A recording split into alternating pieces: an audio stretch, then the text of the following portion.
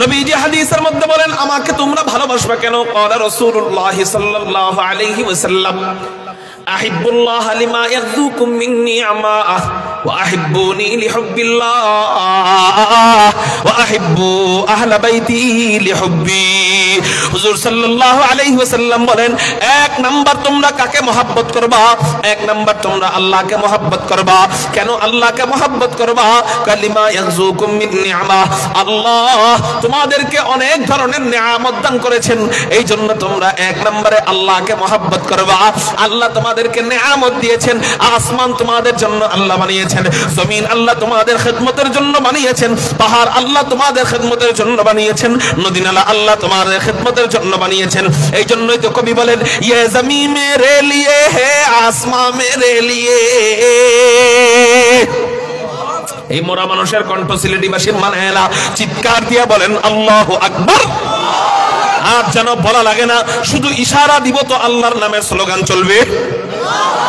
मेरे मोहतरम भाइयों को भी बोले ये ज़मीन मेरे लिए है, आसमां मेरे लिए, ये ज़मीन मेरे लिए है, आसमां मेरे लिए, और है मसरूफ़ खिदमत कुल जहां मेरे लिए, और है मसरूफ़ खिदमत कुल जहां मेरे लिए, बरगबर मेरे लिए है, हर समर मेरे लिए, बरगबर मेरे लिए हाय, हर समर मेरे लिए, हर चमन मेरे लिए, हर गुलसिता मेरे लिए, हर चमन मेरे लिए, हर गुलसिता मेरे लिए, एक मेरे दम से है इस बज़्म आलम का फुरूग, एक मेरे दम से है इस बज़्म आलम का फुरूग, वक्त खिदमत है इस सब का नोम का मेरे लिए, वक्त खिदमत है इस सब का नोम का मेरे लिए, मेरी हस्ती में है मुज़मर हस्ती आलम का रास, मेरी हस्ती में है मुज़मर हस्ती आलम का रास, ये सब ईजाद शूरे कुन फका मेरे लिए, है ये सब ईजाद शूरे कुन फका मेरे लिए, क्यों न हो रोज़े अज़ल से हो चुकी तक़सीम कार, क्यों न हो रोज़े अज़ल से हो चुकी तक़सीम कार, मैं हूँ मालिक के लिए और कुल जहां मेरे लिए, मैं हूँ मालिक के लिए और कुल जहां मेरे लिए। कारो ज़बान जाना बंद থাকে না, চিৎকার দিয়া বলেন না আল্লাহু আকবার। তাহলে আল্লাহ আমাদের জন্য সবকিছু বানাইছেন, আমাদের জন্য সব ধরনের নিয়ামত দিয়েছেন। আসমান আমাদের জন্য বানিয়েছেন, জমিন আমাদের জন্য বানিয়েছেন, পাহাড় পর্বত আমাদের জন্য বানিয়েছেন, নদী নালা আমাদের জন্য বানিয়েছেন, চন্দ্র সূর্য আমাদের জন্য বানিয়েছেন। তাহলে আল্লাহ সব আমার গোলামির জন্য বানাইছেন। তাহলে আমার 3.5 হাত বডিটা কার গোলামির জন্য বানাইছে? আমার 3.5 হাত বডিটা আল্লাহর গোলামির জন্য বানাইছে। তো হুজুর আল্লাহর গোলামি করলে লাভ কি হবে? নবীজি হাদিসের মধ্যে বলেন মান কানা লিল্লাহ কানা আল্লাহু লা। তুমি আল্লাহর জন্য হয়ে যাও, দুনিয়ার বাদশা আল্লাহ তোমার জন্য হয়ে যাবে। আল্লাহ যখন তোমার জন্য হয়ে যাবে, পুরা দুনিয়া তোমার কদমের সামনে লুটে পড়বে। আলহামদুলিল্লাহ আলহামদুলিল্লাহ ওয়া কাফা ওয়া সালামুন আলা ইবাদিহিল্লাযীনা ইসতাফা সাল্লাল্লাহু তাআলা আলাইহি ওয়া আলা আলিহি ওয়া আসহাবিহি ওয়া বারাকা ওয়া সাল্লাম ওয়া বারাকা ওয়া সাল্লামা তাসলিমান কাসীরান কাসীরা। সাউন্ড বাড়ান। أما بعد فأعوذ بالله من الشيطان الرجيم. بسم الله الرحمن الرحيم. قل إن كنتم تحبون الله فاتبعوني يحببكم الله ويغفر لكم ذنوبكم والله غفور رحيم.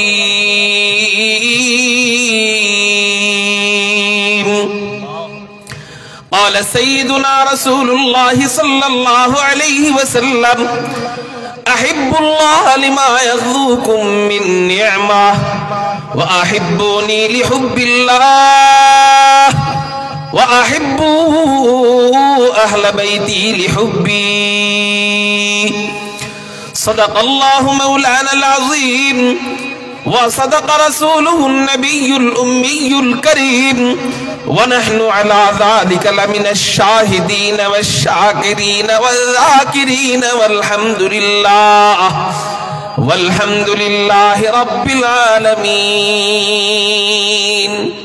সকলে দুরূদ শরীফ পড়ি আল্লাহুম্মা সাল্লি আলা মুহাম্মাদ ওয়া আলা আলি মুহাম্মাদ কামা সাল্লাইতা আলা ইব্রাহিম ওয়া আলা আলি ইব্রাহিম ইন্নাকা হামিদুম মাজিদ আল্লাহুম্মা বারিক আলা মুহাম্মাদ ওয়া আলা আলি মুহাম্মাদ কামা বারাকতা আলা ইব্রাহিম وعلى آل إبراهيم إنك حميد مجيد الحمد لله আল্লাহ জাল্লা জালালুহু আম্মা নওয়ালুহুর দরবারে লাখ কোটি শুকরিয়া আদায় করি যে মহান রব্বে করিম আমাদেরকে বিশ্বনাথ কালীগঞ্জ বাজার ইসলামী জনকল্যাণ সংস্থার উদ্যোগে আয়োজিত 32তম তাফসীরুল কুরআন মাহফিলে রব্বে কায়নাত রব্বে করিম আমাদেরকে আসার বসার তৌফিক দান করেছেন। সেই জন্য সবাই অন্তরের অন্তঃস্থল থেকে শুকরিয়া আদায় করি। আকাশ পাতাল প্রকম্পিত করে উচ্চ কণ্ঠে চিৎকার দিয়ে বলি আলহামদুলিল্লাহ। আমার জানা মতে তো বিশ্বনাথের মানুষ উলামায়ে কেরামদেরকে অনেক কদর করে, অনেক ভালোবাসে। রাত এখন মাত্র 10টাও বাজে নাই, কিন্তু দুঃখজনক হলেও সত্য মাঠ প্রায় খালি, ঠিক না ভাই? ঠিক। আজকে এখানে গান বাজনা হইলে মাঠ খালি থাকতো বলেন? তাহলে বিশ্বনাথের মানুষের এই যে একটা রেকর্ড, এই যে একটা সুধারণা সকলের যে এই এলাকার মানুষ আলেম প্রিয়, ওই রেকর্ড তো ভেঙে যাবে আজকে দেখা যায়। হ্যাঁ, এটাকে ভেঙে যাক, এটা আপনারা চান? যদি না চান, আমি বাহিরে যারা দাঁড়িয়ে আছে তাদেরকে অনুরোধ করব, ওই যে বলি আর আস্তে আস্তে ওদিকে দৌড় মারে। ভাই দৌড় দেওয়া দরকার নাই, যেমনি দাঁড়ায় আছেন অন্য দাঁড়ায় থাকেন। না আসার থেকে ওখানে দাঁড়ায় থাকা ভালো, নাই মারছে কানামা ভালো। আসার দরকার নাই, দাঁড়ায় থাকেন, থাক থুক্কু, যেটা কইছি শেষ। আমি আপনাদের সামনে একটি আয়াতে কারীমা তেলাওয়াত করেছি। আল্লাহ পাক রব্বুল আলামিন কুরআনুল কারীমের মধ্যে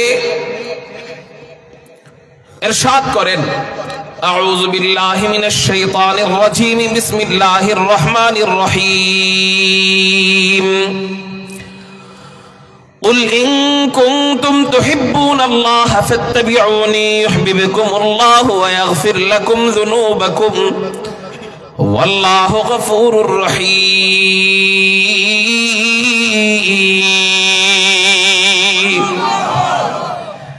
আল্লাহ বলেন, হে নবী, আপনি আপনার উম্মতদেরকে জানিয়ে দিন, আপনি আপনার উম্মতদেরকে বলুন, ইন কুনতুম তুহিব্বুনাল্লাহ, যদি তোমরা আল্লাহকে মহব্বত করে থাকো, মানে যদি আসলেই আল্লাহকে মহব্বত করে থাকো। আচ্ছা, আমরা এখানে সবাইকে আল্লাহকে মহব্বত করি না? কিন্তু অনেকেরটা বাস্তবের করা, আর অনেকেরটা ভয়ে বলে যে মহব্বত করি। ভয়ে বলে, কিসে বলে? কারণ আল্লাহকে মহব্বত করি না এই কথা বললে তো কাফের হয়ে যাওয়ার সম্ভাবনা আছে, এই জন্য ভয়ে বলে মহব্বত করি। একটা হলো ভয়ে বলা, আর একটা হলো আসলে মহব্বত করা। এখানে দুই গ্রুপ আছে না নাই? আল্লাহ বলেন, যদি তোমরা আসলেই আল্লাহকে মহব্বত করে থাকো, তাহলে এর নমুনা হলো, এর প্রমাণ হলো, আল্লাহকে মহব্বত করলে হে নবী তুমি বলে দাও, ফাত্তাবিউনি, ও দুনিয়ার উম্মত সকল, তোমরা আমি নবীজির অনুসরণ করো, আমি নবীজির সুন্নতের ইত্তেবা করো, আমি নবীজির সুন্নতের অনুসরণ করো। তাহলে আমার অনুসরণের মাধ্যমে আল্লাহকে মহব্বত করা হয়ে যাবে।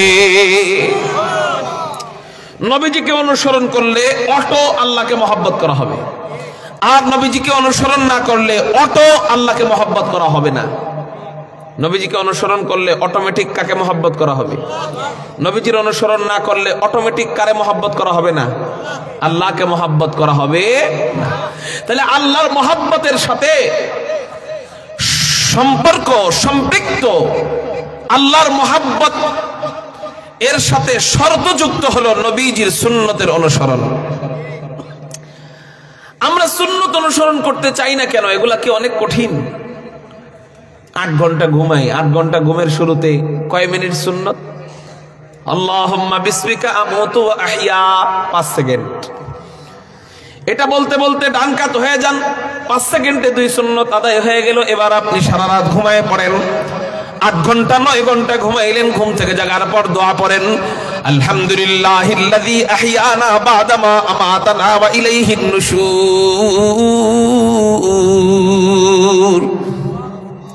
ঘুমের শুরুতে 5 সেকেন্ড দোয়া, ঘুমের শেষে 5 সেকেন্ড দোয়া। ঘুমাইলেন 8 ঘন্টা, মাগার 8 ঘন্টার শুরুতে 5 সেকেন্ড, পরে 5 সেকেন্ড। সুন্নত মানার কারণে আল্লাহ 8টা ঘন্টায় ইবাদত করার সওয়াব দিয়ে দিবে।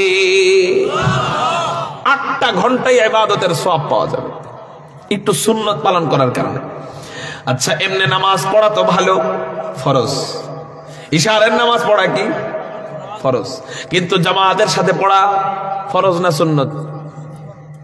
বলেন সুন্নত। কি জোরে বলেন? জামাতের সাথে নামাজ পড়া। অনেক ইমামের মতে আছে জামাতের সাথে নামাজ না পড়লে নামাজ হবেই না, কিন্তু হানাফি মাযহাব মোতাবেক এটা সুন্নত, সর্বোচ্চ পর্যায়ের সুন্নত। অনর্থক কেউ কাজা করলে গুনাহ হবে। মাগরিবের পরের 2 রাকাত সুন্নত অনর্থক কেউ কাজা করলে যেমন গুনাহ হয়, এরকম জামাত ছাড়া নামাজ পড়লে, অনর্থক কেউ জামাত ছাড়া নামাজ পড়লে গুনাহ হবে। আল্লাহু আকবার। কেউ নবীজির সুন্নত মোতাবেক ইশারের নামাজটাকে জামাতের সাথে পড়লো, ফজরের নামাজটাকে জামাতের সাথে পড়লো, শুধু ইশারের নামাজ জামাতের সাথে পড়লো, ফজরের নামাজ জামাতের সাথে পড়লো।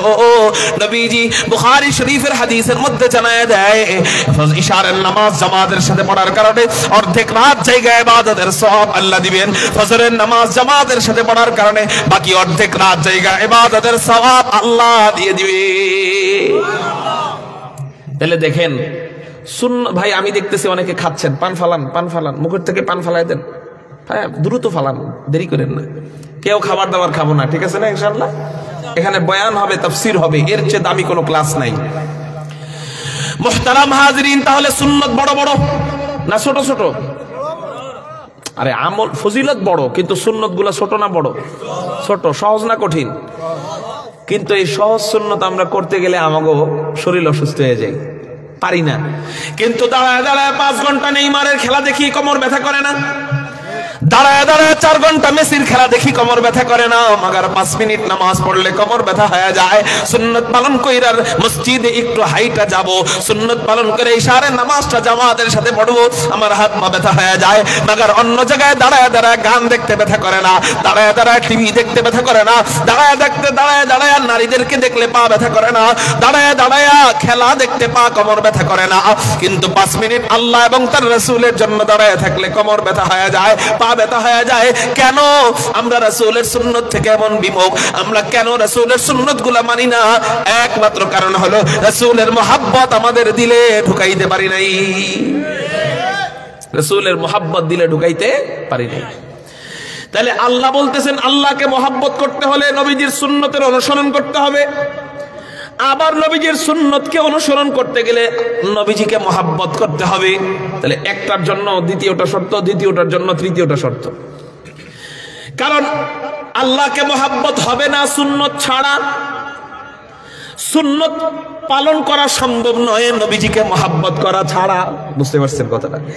কারণ যে যাকে মুহাব্বত করে তার মতো সে চলতে না চাইলেও অটোমেটিক চলবে।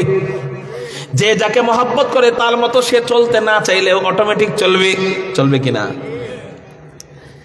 আপনি সেলুনের দোকানে যান, যায় দেখবেন এক এক নায়কের নাম বলে বলে বলবে এই নায়কের মতো আমাকে কাটিং করে দাও, বলবে কিনা?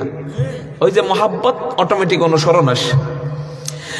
আপনার বাদ দেন ওইটা, আপনার ঘরের সন্তান, শিশু বাচ্চা, নবজাতক মাত্র কথা ফুটছে, মাত্র কি ফুটছে? মাত্র কথা ফুটছে। আচ্ছা, আপনারা পানিকে পানি বলেন না অন্য কিছু বলেন? পানি বলেন। কিন্তু নবজাতক ছোট বাচ্চা মাত্র কথা ফুটে, ও পানিকে পানি বলে না, অন্য একটা জিনিস বলে। বলেন তো দেখি কি বলে? হ্যাঁ, কোন? মাম বলে। কি বলে? মাম বলে। মাম মাম। কিন্তু আপনি পানিরে মাম করেন না, পানি কন, পানি বলেন। কিন্তু আপনার ওই নবজাতক ছোট বাচ্চার কাছে যখন যান, আপনি তখন ওই বাচ্চারে পানিরে আর পানি বলেন না, ওই বাচ্চার সামনে যায় বলেন, আব্বু এই যে মাম খাও মাম মাম, আম্মু এই যে মাম খাও মাম মাম, বলি কিনা? আপনি তো পানিরে পানি বলেন, মাম বলেন না, কিন্তু ওর সামনে যায় মাম বলেন কেন? হুজুর, ওরে আমি মোহাব্বত করি, ও আমার সন্তান, ওরে আমি ভালোবাসি, এই জন্য পানিকে মাম বলে, এটা আমার ভালো লাগে, এই জন্য ওর সামনে যায় আমি মাম বলি। আপনার ভালোবাসার কারণে অটোমেটিক ওর অনুসরণ আপনার ভিতরে ঢুকে গেছে। নবীজিরে যারা ভালোবাসবে, কষ্ট করে দাড়ি রাখতে হবে না, অটো দাড়ি গজাবে। নবীজিকে যারা ভালোবাসবে, কষ্ট করে মসজিদে যাওয়া যাবে না, ভালোবাসাই ধাক্কায় মসজিদে পাঠাবে। তাহলে চলেন একটু নবীজির ভালোবাসা নিয়ে কথা বলি। আল্লাহর দিকে কথা কইতে গেলে লম্বা, অন্যদিকে চলে যাবে তাফসীর। নবীজির দিকে আসেন, বিষয়বস্তু ওই দিকে না, বুঝানোর জন্য প্রাসঙ্গিক আলোচনা এই জন্য আসছে। নবীজি বলেন, এক নাম্বার, তোমরা এই যে নিয়ামত আল্লাহ তোমাদেরকে দিয়েছেন, এই জন্য তোমরা আহিব্বুল্লাহ লিমা ইয়াযুকুম মিন নি'মাহ, তোমরা আল্লাহকে মহব্বত করবা। দুই নাম্বার, তোমরা কাকে ভালোবাসবা? ওয়া আহিব্বুনি লিহুব্বিল্লাহ। দুই নাম্বার, তোমরা আমি নবীকে মহব্বত করবা। কেন কেন কেন? আল্লাহর কারণে তোমরা আমারে ভালোবাসবা, আল্লাহকে মহব্বত করো, এই জন্য তোমরা আমি নবীজিকে ভালোবাসবা। একটু চিৎকার দিয়ে বলেন সুবহানাল্লাহ। তাহলে নবীজিকে ভালোবাসার কারণ আমরা কোরআন থেকেও পাইলাম, হাদিস থেকেও। কার জন্য ভালোবাসবো? তাহলে আল্লাহকে ভালোবাসার শর্ত হলো নবীর সুন্নত মানা, নবীজিকে ভালোবাসা। আল্লাহকে ভালোবাসাও ঈমানের অংশ, নবীজিকে ভালোবাসাও ঈমানের অংশ। গেল কোরআন সুন্নাহ। এখন চলেন বিজ্ঞানের আলোকে বুঝাই নবীজিকে আমরা কেন ভালোবাসবো। যুক্তির আলোকে, বিজ্ঞানের আলোকে একটু আলোচনা করার চেষ্টা করি যে নবীজিকে আমরা কেন ভালোবাসবো।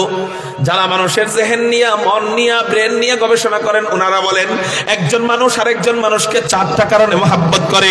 চিৎকার দিয়ে বলেন কয় কারণে মহব্বত করে? 4 কারণে মহব্বত করে। 1 নম্বর জামাল, একজন মানুষ আরেকজন মানুষকে সৌন্দর্যের কারণে ভালোবাসে। 2 নম্বর কামাল, একজন মানুষ আরেকজন মানুষকে পূর্ণতা, যোগ্যতার কারণে ভালোবাসে। 3 নম্বর ইহসান, একজন মানুষ আরেকজন মানুষকে দয়ালু এই জন্য ভালোবাসে, দয়া করে মানুষকে, সমাজ সেবা করে, মানুষের সেবা করে, মানুষের খেদমত করে, মানুষকে সাহায্য করে, এই জন্য একজন মানুষ আরেকজন মানুষকে ভালোবাসে। 4 নম্বর করাবাত, মানুষ মানুষকে 4 নম্বর আত্মীয়তার কারণে মহব্বত করে, আত্মার বন্ধনের কারণে মহব্বত করে। এই চার কারণের একটা কারণ যদি কোনো ব্যক্তির ভিতরে পাওয়া যায়, তাকে মানুষ জীবনের চেয়ে বেশি ভালোবাসে। কয়টা কারণ? একটা। 4টার ভিতরে কয়টা?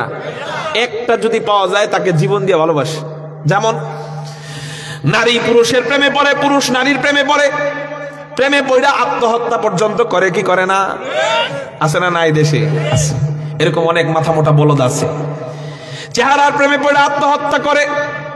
কিরে আত্মহত্যা করলা কেন? এই নারীর জন্য কেউ আত্মহত্যা করে নাকি? এই নারীর তো কোনো বংশ পরিচয় ভালো না, এই নারীর ব্যাকগ্রাউন্ড ভালো নয়, এই নারীর আখলাক ভালো নয়, এই নারীর চরিত্র ভালো নয়, এই নারীর আচার আচরণ ভালো নয়। তাহলে এই নারীর জন্য কেউ আবার জীবন দেয় নাকি? এত কিছু বুঝি না, এই নারীর সৌন্দর্যের প্রেমে পড়েছি, অতএব তারে যতদিন পর্যন্ত না পাবো ততদিন পর্যন্ত আমি ঠিক থাকতে পারবো না। শেষ পর্যন্ত দেখা যায় অনেক মানুষ ওই নারীর প্রেমে পড়া আত্মহত্যা করে। এক যোগ্যতা, এক গুণ থাকার কারণে যদি আত্মহত্যা করে, 4টা গুণ যদি আল্লাহ একজন ব্যক্তির ভিতরে দিয়ে দেয়, তাহলে কেমন ভালোবাসা দরকার? হুজুর এমন কি কোন মানুষ আছে কিনা 4 গুণ আল্লাহ দিছে? আমি বলবো হ্যাঁ আছে। সে কে? সে হলো হাদিয়ে কুল ফখরে রাসূল, ইমামুল আম্বিয়া, সাইয়্যিদুল খালায়েক, আহমদ মুজতাবা, মুহাম্মাদুর রাসূলুল্লাহ সাল্লাল্লাহু আলাইহি ওয়াসাল্লাম। চিৎকার দিয়া বলেন না সাল্লাল্লাহু আলাইহি ওয়াসাল্লাম। এই 4 গুণ আল্লাহ নবীজিকে দিয়েছিলেন, শুধু 4 গুণ দিয়েছেন তা না, 4 গুণ একেবারে 1 নাম্বার। সৌন্দর্যের দিক দিয়ে আমার নবী 1 নাম্বার, এই দয়ার দিক দিয়ে আমার নবী 1 নাম্বার, যোগ্যতার দিক দিয়ে আমার নবী 1 নাম্বার। আল্লাহর কথা আলাদা, আল্লাহ তো আর মানুষ নয়, এই জন্য আল্লাহর কথা টানছি না। মানুষদের মধ্যে নবীজি ছিলেন 1 নাম্বার। করাবাত আত্মীয়তার দিক দিয়ে আমার নবীজি উম্মতের জন্য 1 নাম্বার। আন-নাবিয়্যু আউলা বিল মুমিনিন। এই 4 গুণ আল্লাহ আমাদের নবীজিকে দিয়েছিলেন। তাহলে 1 নাম্বার গুণ হলো জামাল, সৌন্দর্য। নবীজি কেমন সুন্দর ছিলেন, চলেন আপনাদেরকে হাদিস থেকে একটু শোনানোর চেষ্টা করি নবীজি কেমন সুন্দর ছিলেন। হযরতে আব্দুল্লাহ ইবনে হযরতে জাবির ইবনে সামুরা বর্ণনা করেন, তিরমিজি শরীফের হাদিস। তিরমিজি শরীফের মধ্যে হযরতে জাবির ইবনে সামুরা বলেন, আন জাবির ইবনে সামুরা রাদিয়াল্লাহু তাআলা আনহু قال রাআইতু রাসূলুল্লাহি সাল্লাল্লাহু আলাইহি ওয়াসাল্লাম ফি লাইলাতিন ইদহিয়ানিন ওয়া আলাইহি হুল্লাতুন হামরা। হযরতে জাবির ইবনে সামুরা বলেন, আমি এক চাঁদের রজনীতে, চন্দ্রোজ্জ্বল রাতে, মানে হইল পূর্ণিমার রাতে। কিসের রাতে? চন্দ্রোজ্জ্বল, যেই রাতটা চাঁদে জলজল করতেছিল এমন রাত, পূর্ণিমার রাত। আমি এক চন্দ্রোজ্জ্বল রাতে হুজুর সাল্লাল্লাহু আলাইহি ওয়াসাল্লামকে দেখতে পেলাম লাল ডোরাকাটা কাপড় পরিহিত অবস্থায়। ডাইরেক্ট লাল কাপড় নাই, লাল ডোরাকাটা। লাল ডোরাকাটা কেমন হইতে পারে? লাল ডোরাকাটা কেমন হইতে পারে? ও যে মুরব্বী ঘুমিয়ে গেছেন নি? ওই যে ওনার রুমালটা দেখছেন নি আপনারা? এটা ডাইরেক্ট লাল পড়া জায়েজ নাই পুরুষদের জন্য। ডাইরেক্ট লাল কি নেই? জায়েজ নাই। ওই যে ওনার মাথায় আছে মনে হয় ওই লাল ডোরাকাটা, এটা এরকম। তো হযরত জাবির ইবনে সামুরা বলেন, ওয়া আলাইহি হুল্লাতুন হামরা। নবীজি লাল ডোরাকাটা কাপড় পরিহিত অবস্থায় চন্দ্রোজ্জ্বল রাতে বসে রয়েছে। আমার কাছে মনে হলো সব সময় চাঁদ আলাদা দেখি, নবীজিকে আলাদা দেখি, চাঁদকে আলাদা দেখি, নবীজিকে আলাদা দেখি। আজকে চাঁদকেও পেয়েছি, নবীজিকে পেয়েছি। উপরের দিক তাকাইলে চাঁদকে দেখা যায়, নিচের দিকে তাকাইলে নবীজিকে দেখা যায়। আমি একটু দুইটাকে মিলাবো, দেখবো চাঁদ বেশি সুন্দর না নবীজি বেশি সুন্দর।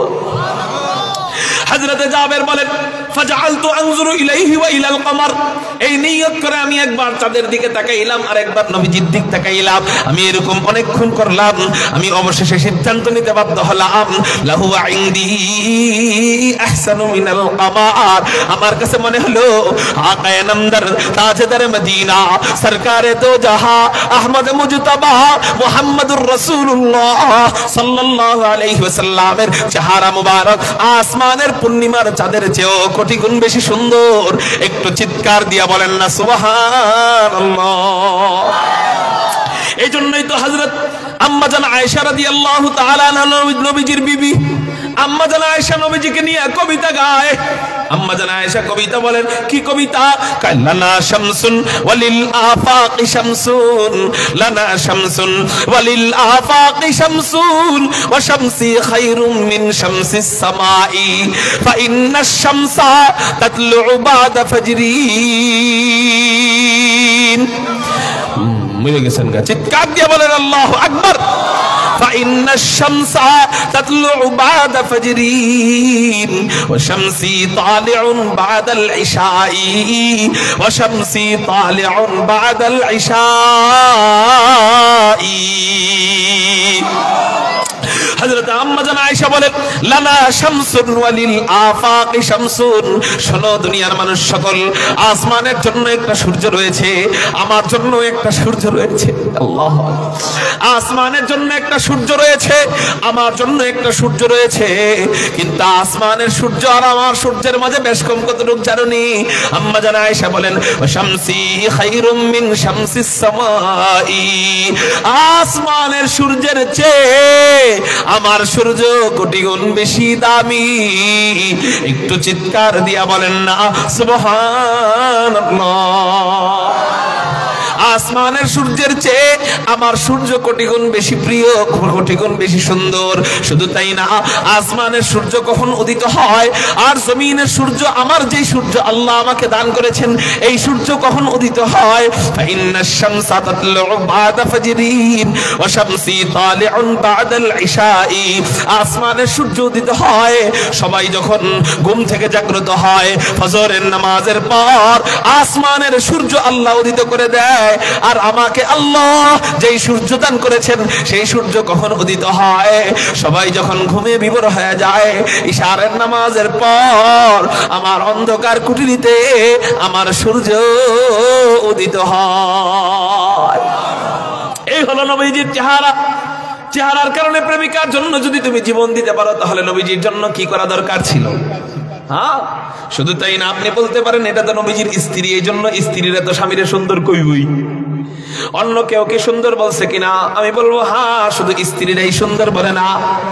নবীজির কবি ছিলেন হযরত হাসান বিন সাবিত। নাম কি জোরে বলেন? হযরত হাসান বিন সাবিত নবীজিকে নিয়ে কবিতা গায়। কয় কি কবিতা গায়? হাসান বিন সাবিত নবীজিকে নিয়ে কবিতা গায়। ওয়া আহসানু মিনকা লাম তারাকাতু আইনি ওয়া আজমালু মিনকা লাম তালিদিন নিসাউ খুলিকতা মুবাররাআম মিন কুল্লি আইবিন কাআন্নাকা কদ খুলিকতা কামা তাশাউ ওয়া আহসানু মিনকা লাম তারাকাতু আইনি ওয়া আজমালু মিনকা লাম তালিদিন নিসাউ। ও রাসূল রে, আপনার চেয়ে সুন্দর কোন পুরুষ আমার এই দুই চোখ কখনো দেখে নাই। হাসান বিন সাবিত নবীজির কবি, দূরের কবি না, কবি নজরুল ইসলাম না, রবীন্দ্রনাথ ঠাকুর না, নবীজির এত আদরের কবি। নবীজি তার জন্য একটা আলাদা মিম্বর বানিয়েছিলেন। নবীজি এক মিম্বরে খুতবা দিতেন, তাকে ওই মিম্বরে বসায় কবিতা বলাইতেন। সুবহানাল্লাহ। এখান থেকে বোঝা যায় কবিতা, নাশিদ, গজল, নাত, হাম, তারানা এগুলা জায়েজ আছে। কি আছে? জায়েজ আছে। কিন্তু এগুলাকে আমরা, এই জায়েজ জিনিসটাকে আমরা গানের কাতারে নিয়ে যাচ্ছি। কিসের কাতারে? গানের কাতারে। গাড়িতে বসি যখন ঘুমায়া পড়ে, আমি ঘুমায় গেলে তো ড্রাইভারও ঘুমায় যাবে, ঠিক না? এজন্য ড্রাইভারকে জাগ্রত করতে হলে, জাগ্রত রাখতে হলে রাত্রে সফর করি, মাঝে মাঝে গজল ছাড়তে হয়। গজল ছাড়তে যায় দেখি যে 100-র মধ্যে 98% গজলের ভিতরে মিউজিক ঢুকানো। 100-র মধ্যে 98% গজলের ভিতরে মিউজিক ঢুকানো। তখন বড় দুঃখ লাগে যে আমরা যে একটু ঘুম ভাঙার জন্য আল্লাহ এবং তার রাসূলের প্রশংসাগুলো শুনবো, এর মধ্যেও মিউজিক ঢুকানো। আবার এখন এটারে জায়েজ করছে কেমনে জানেন? জায়েজ সুরত। কয় হুজুর মিউজিক দেই না, কি দেন? কয় জিকির দেই। জিকির গায় কেমনে জানেন? আমি আবার এগো থেকে শুই না শিখছি। জিকির দেয় কেমনে? আল্লাহ আল্লাহ আল্লাহ। আচ্ছা, এটা কি আল্লাহর নামের জিকির হইলো না জিকিরকে বিকৃতি করা হইলো? আল্লাহ উচ্চারণ হয়েছে না আল্লাহ হয়েছে? বলেন। এটা তো আমি মনে করি, জানি না মুফতি সাহেবরা কি ফতোয়া দিবে, আল্লাহর নাম বিকৃত করা গান বাজনা বাজানোর চেয়ে বড় গুনাহ।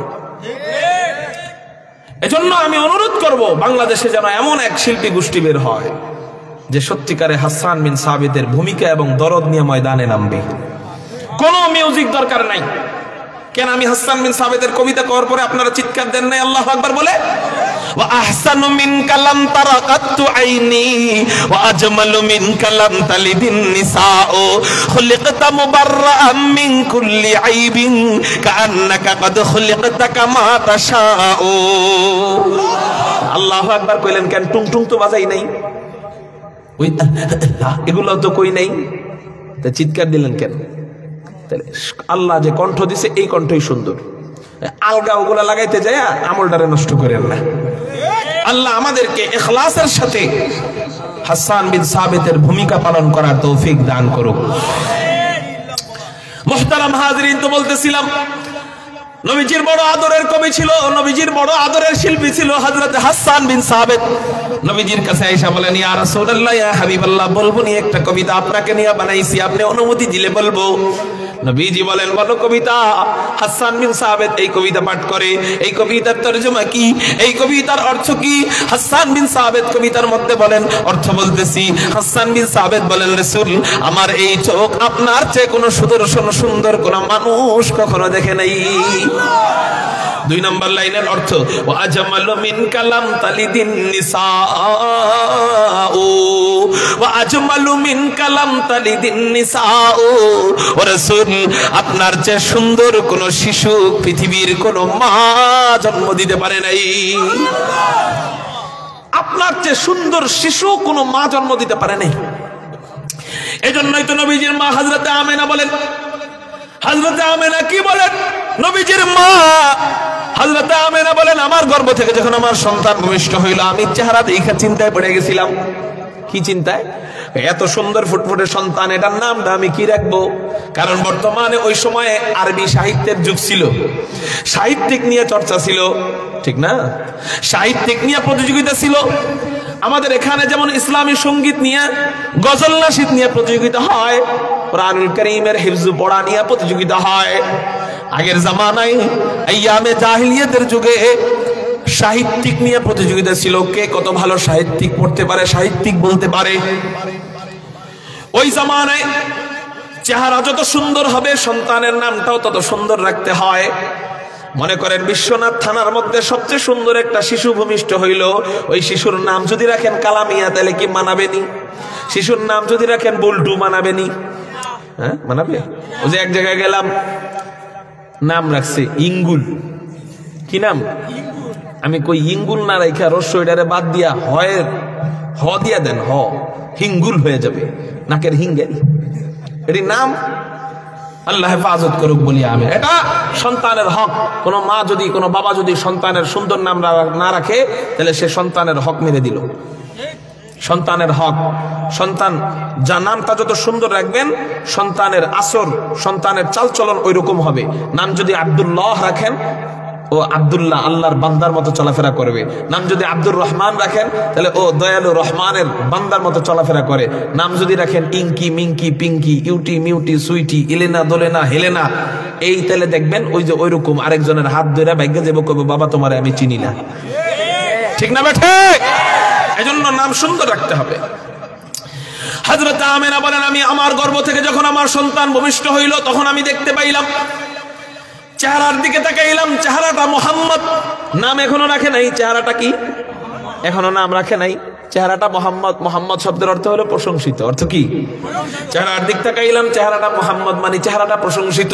নাকের দিক তাকাইলাম, নাকটা মোহাম্মদ। ঠোঁটের দিক তাকাইলাম, ঠোঁটটা মোহাম্মদ। গালের দিক তাকাইলাম, গালটা মোহাম্মদ। মাথার দিক তাকাইলাম, মাথাটা মোহাম্মদ। কপালের দিক তাকাইলাম, কপালটাও মোহাম্মদ। চোখের দিক তাকাইলাম, চোখটা মোহাম্মদ। ভুরুর দিক তাকাইলাম, ভুরুটাও মোহাম্মদ। পাপড়ির দিক তাকাইলাম, পাপড়িটাও মোহাম্মদ। হাসির দিক তাকাইলাম, হাসিটাও মোহাম্মদ। কান্নার দিক তাকাইলাম, কান্নাটাও মোহাম্মদ। আল্লাহু আকবার, আল্লাহু আকবার। ঘুমের দিক তাকাইলাম, ঘুমটা মোহাম্মদ। চাহনির দিক তাকাইলাম, চাহনিটাও মোহাম্মদ। চুলের দিক তাকাইলাম, চুলটা মোহাম্মদ। কাঁধের দিক তাকাইলাম, কাঁধটা মোহাম্মদ। গলার দিক তাকাইলাম, গলাটাও মোহাম্মদ। সিনার দিক তাকাইলাম, সিনাটাও মোহাম্মদ। পেটের দিক তাকাইলাম, পেটটা মোহাম্মদ। উরুর দিক তাকাইলাম, উরুটা মোহাম্মদ। পায়ের দিক তাকাইলাম, পাটা মোহাম্মদ। হাতের দিক তাকাইলাম, হাতটা মোহাম্মদ।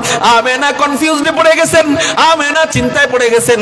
আল্লাহ, এমন দামি শিশু তুমি আমাকে দিছো, যার সবকিছু মোহাম্মদ। এমন দামি শিশুর তো দামি নামই রাখতে হয়। আল্লাহ, এমন দামি শিশুর নাম কি রাখবো? আল্লাহ হযরতে আমেনার অন্তরে ঢাইলা দিলেন, ও আমেনা, যে শিশুর সবকিছু মোহাম্মদ, সেই শিশুর নাম আর অন্যটা রাখবা কেন? এক কাজ করো না, ওর নামটাও রাইখা দাও মোহাম্মদ। মুহাম্মাদুর রাসূলুল্লাহ والذين معه أشداء على الكفار رحماء بينهم تراهم ركعا سجدا يبتغون فضلا من الله ورضوانا ما كان محمد أبا أحد من رجالكم ولكن رسول الله وخاتم النبيين ختم رسل نجم سبل صبح هدايات ختم رسل نجم سبل صبح هدايات আল্লাহু আকবার বলেন।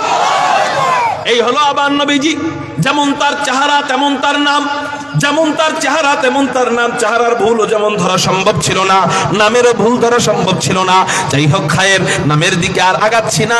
নাম নিয়ে বয়ান করতে গেলে আপনারা দেখবেন ইউটিউবে আছে, নাম নিয়ে বয়ান 1.5 ঘন্টার উপরে আছে, শুধু নবীজির নাম নিয়ে বয়ান। আমি ওই দিকে যাব না, ওই দিকে চলে গেলে আলোচনা অন্য দিকে চলে যাবে। আমার মূল পয়েন্টে চলে আসি। তো এত সুন্দর না, এত সুন্দর চেহারা, হযরতে আমেনা চিন্তায় পড়ে গিয়েছিলেন, কিং কর্তব্য বিমূঢ় হয়ে গিয়েছিলেন। আসলে এত সুন্দর চেহারা, নামটাও রাখতে হবে ওইরকম। এটা বোঝানোর জন্য নামের কথা আছে। এই জন্যই হযরত হাসান বিন সাবিত কবিতা বলতে থাকেন কি, আজমালু মিন কালাম তালিদিন নিসাও, রাসূল আপনার চেয়ে সুন্দর কোন শিশু, কোন মা জন্ম দিতে পারে নাই। আসলেই তাই, আসলেই তাই।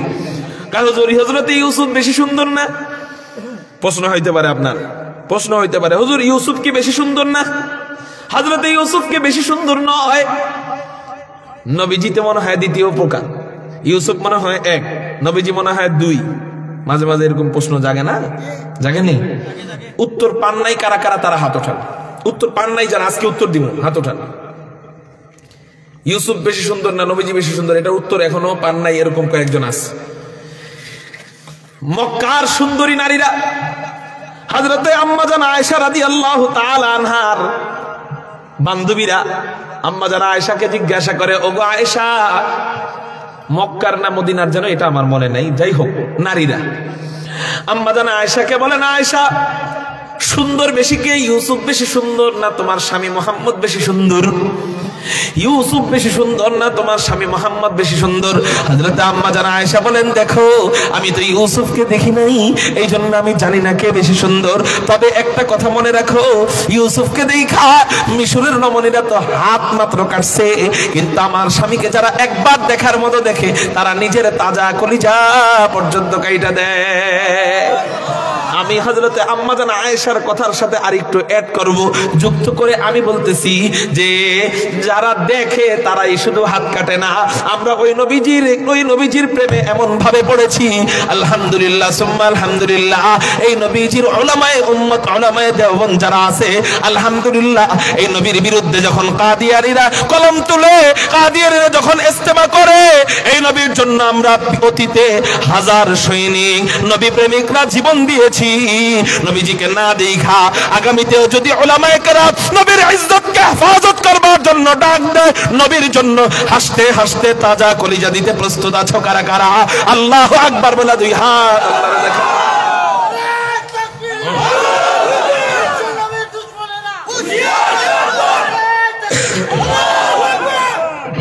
মুহতারাম হাজিরিন, তাহলে তারা চেহারা দেখে প্রেমে পড়ছে আর আমরা চেহারা না দেখে জীবন দেই, তাহলে বুঝেন কেমন সুন্দর।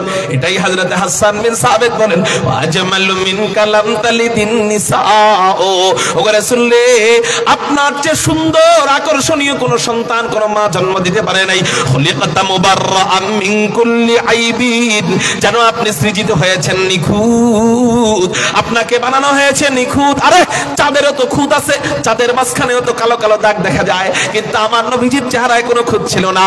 এই জন্যই হযরত হাসান বিন সাবিত এই জন্যই বলেন, কান্নাকা কদ খুলিকতা কামা তাশাউ, রাসূল আপনি আল্লাহর কাছে যেমন চেহারা চেয়েছেন, আপনি আল্লাহর কাছে যেমন রূপ চেয়েছেন, তেমন রূপই যেন আল্লাহ আপনাকে দান করেছেন। এমন একটা নবীর উম্মত হতে পেরে আমরা বেজার কারা কারা? আল্লাহু আকবার বলে হাত উঠাই। হুজুরের নুরানি চেহারা দেখে ভুলে গেছেন গা? আলহামদুলিল্লাহ, কোন লিল্লাহি তাকবীর, নারায়ে তাকবীর। মুফতি আমজাদ হোসেন আশরাফি সাহেবের আগমন, আজকের মাহফিলের মধ্যমণি সাহেবের আগমন, চেয়ারম্যান সাহেবের আগমন, আগামীর মন্ত্রী সাহেবের আগমন। হুজুর মন্ত্রী হয় নাই, আগেই মন্ত্রী কইলেন কেন? আল্লাহ যেন কবুল করে, কোন আমিন। হুজুর আয়েশা পড়ছে, আমার কথার ফিনিশিংটা আধা মিনিটে দিয়ে দিই ইনশাআল্লাহ। আপনার মন্ত্রী কয় পাম দিছে, আমার আধা ঘন্টা করেন, আধা মিনিট কা। আল্লাহু আকবার, আল্লাহু আকবার, সবাই বলেন আল্লাহু আকবার। তাহলে বলছেই যেহেতু আধা ঘন্টা করতে, তাহলে সারমুনা কিন্তু সত্যি। আর অল্প সময় 2 মিনিট আরেকটা হাদিস বলে আমার বয়ান শেষ করবো ইনশাআল্লাহ। আপনারা বলতে পারেন হুজুর এটা তো নবীজির কবি এই জন্য নবীজির প্রশংসা করছে। আপনারা বলতে পারেন হুজুর এটা নবীজির স্ত্রী এই জন্য নবীর প্রশংসা করে। হুজুর কাফেররাও কি আবার নবীজির চেহারার প্রশংসা করতো নাকি? আমি বলবো হ্যাঁ, আওয়ামী লীগের প্রশংসা বিএনপি করে না, বিএনপির প্রশংসা আওয়ামী লীগ করে না, মাগার আমার নবীজির চেহারার প্রশংসা মক্কা মদিনার কাফেররা পর্যন্ত করতো। হযরত আব্দুল্লাহ ইবনে সালাম বর্ণনা করেন, হযরত আব্দুল্লাহ ইবনে সালাম কে ছিলেন? উনি ইহুদিদের বড় পণ্ডিত ছিলেন, ইহুদিদের বড় আলেম ছিলেন। ওনার নাম ছিল হযরত আব্দুল্লাহ ইবনে সালাম। তিরমিজি শরীফের হাদিস, আন আব্দুল্লাহ ইবনে সালাম রাদিয়াল্লাহু তাআলা আনহু قال لما قدم رسول الله صلى الله عليه وسلم انجفل الناس إليه قيل قدم رسول الله صلى الله عليه وسلم المدينة। হযরত আব্দুল্লাহ ইবনে সালাম বলেন, মক্কা শরীফ থেকে হিজরত করে যখন নবীজি মদিনা শরীফে আসলো, মানুষ তাকে দেখার জন্য ভিড় করা আরম্ভ করলো। আমিও তাকে দেখার জন্য রওনা দিলাম, কিন্তু আমি ভাবলাম সবার দেখা আর আমার দেখা তো এক হবে না, কারণ সবাই যায় দেখে ভালো লাগে মুসলমান হয়, যায় দেখে কথা শুনে ভালো লাগে মুসলমান হয়, কিন্তু আমি যাই তো মুসলমান হতে পারবো না। কেন? সবাই তো আলেম না, কিন্তু আমি তো ইহুদিদের আলেম। আব্দুল্লাহ ইবনে সালাম ইহুদিদের কি ছিলেন? আমি তো যাই দেখা মুসলমান হতে পারি না, আমি একটু যাচাই বাছাই করব। কি করব? যাচাই বাছাই করার জন্য তিনটা প্রশ্ন ঠিক করছি। এই তিন প্রশ্ন কি কি আজকে আর বলবো না। এই তিন প্রশ্নের উত্তর নবী ছাড়া আর কেউ জানে না। এই তিন প্রশ্ন নিয়ে আব্দুল্লাহ ইবনে সালাম নবীজির দরবারে হাইটা যায়। অন্যান্য ইহুদিদের সাথে সাক্ষাৎ হয়। অন্যান্য ইহুদিরা বলে, ও নেতা সাহেব কই যান, ও ইমাম সাহেব কই যান? আব্দুল্লাহ ইবনে সালাম বলে, কে নাকি মক্কা শরীফ থেকে মদিনায় আসছে, নাম তার মুহাম্মদ, সে নাকি নবী দাবি করছে। আমি একটু তাকে যাচাই বাছাই করতে যাই, দেখি এটা সত্য নবী না মিথ্যা নবী। সত্যতা যাচাই করার জন্য তিনটা প্রশ্ন আমি ঠিক করব। এটা আসলে এই তিনটা প্রশ্ন আমি ঠিক করছি, এটা ওনারকে আমি এই তিন প্রশ্ন করব, এটা দেখবো উনি আসলে সত্য নবী না ভণ্ড নবী, আমি দেখবো। সবাই বলে তাহলে তো খেলা জমবে, আমরাও দেখবো, হয়তো ইসলাম কায়েম হবে, নাইলে ইসলাম আজকেই ধ্বংস হবে। আব্দুল্লাহ ইবনে সালাম বিশাল বড় কাফেলা নিয়ে নবীজির দরবারে যখন হাজির হয়, নবীজির চেহারাটা দূর থেকে দেখছেন। তখন নবীজি বয়ান করতেছিলেন আফশুস সালাম ওয়া আতঈমুত তুআম। নবীজি যখন এই হাদিস বর্ণনা করতেছিলেন, আব্দুল্লাহ ইবনে সালাম দূর থেকে নবীজিকে দেখা, ইহুদিদের নেতা, ইহুদিদের ইমাম আব্দুল্লাহ ইবনে সালাম দূর থেকে নবীজিকে দেখা 100 কিলোমিটার গতিতে গাড়ি ছুটলে হাত ব্রেক করলে যেমন হয়, আব্দুল্লাহ ইবনে সালাম নবীজির চেহারা মোবারক যেই নজরটা পড়ছে, সাথে সাথে উনি নিজেকে ওইরকম ব্রেক করায় ফেলেছে। সব ইহুদিরা বলে, কি নেতা সাহেব প্রশ্ন না তিনটা করবেন যাচাই বাছাই করার জন্য, হঠাৎ দাঁড়ায় গেলেন কেন? আব্দুল্লাহ ইবনে সালাম চিৎকার দিয়ে বলে, ও মিয়ারে, আমার পক্ষ থেকে আর প্রশ্ন করার কোনো দরকার নাই। আরাফতু আন্না ওয়াজহাহু লাইসা বিওয়াজহিন কাযাব। আমি এই চেহারা দেখেই বুঝে গিয়েছি এই চেহারাওয়ালা ব্যক্তি কখনো মিথ্যা নবী হইতে পারে না। আল্লাহু আকবার বলেন। এই নবীর সাথে জান্নাতে থাকতে চান কারা কারা? আল্লাহু আকবার বলে হাত উঠান। থাকতে চান? হাত না। থাকতে চাইলে কি করতে হবে? মান তামাসসাকা বিসুন্নতি, ওই যে ইত্তেবায়ে সুন্নাত আয়াতের কথা মনে আসেনি? আল্লাহকে ভালোবাসতে হইলে কার সুন্নতের অনুসরণ করতে হবে? নবীজিকে। নবীজিও বলে দিতেছেন, তোমরা যদি আমার সাথে জান্নাতে থাকতে চাও, আমাকে ভালোবাসো, তাহলে শোনো, মান তামাসসাকা মান আহাব্বা সুন্নতি ফাকাদ আহাব্বানি ওয়া মান আহাব্বানি কানা মাই ফিল জান্নাহ। নবীজি বলে, তোমরা যদি আমার সুন্নতকে ভালোবাসো, তাহলে আমাকে ভালোবাসা হয়ে যাবে, আর আমাকে যে ভালোবাসবে কানা মাই ফিল জান্নাহ, সে আমার সাথেই জান্নাতে থাকবে। নবীর প্রেমিক যারা নবীর সাথে জান্নাতে না গেলে তারা জান্নাতে যায়াও মজা পাবে না, ঠিক না বেঠে? এটা নিয়ে আরেক হাদিস আছে, এক সাহাবীর হাদিস। ইনশাআল্লাহ অপূর্ণ আলোচনা এখানেই আমি শেষ করলাম। আল্লাহ আমাদেরকে নবীর সুন্নতের অনুসরণ করে সমীকরণ কি, ফলাফল কি, আমার বলা বয়ানের ফলাফল হলো, খেয়াল করেন, হাদিস এটা বলে, আয়াত আরেকটা বলে। কোনটা? আয়াত বলতেছে যদি তোমরা আল্লাহকে ভালোবাসতে চাও তাহলে রাসূলের অনুসরণ করো। কি করো? রাসূলের অনুসরণ মানে সুন্নতের অনুসরণ। তাহলে নবীজির সুন্নতের অনুসরণ করলে কাকে ভালোবাসা হবে? আল্লাহকে। এটা মনে রেখেন। হাদিস বলতেছে মান আহাব্বা সুন্নতি ফাকাদ আহাব্বানি, সুন্নতের অনুসরণ করলে, সুন্নতকে ভালোবাসলে আমি নবীকে ভালোবাসা হবে। তার মানে সুন্নত এমন একটা চাবি, যেই জিনিসটা ঘুরাইলে আল্লাহর ভালোবাসাও পাওয়া যাবে, নবীজির ভালোবাসাও পাওয়া যাবে। বুঝতে পারছেন?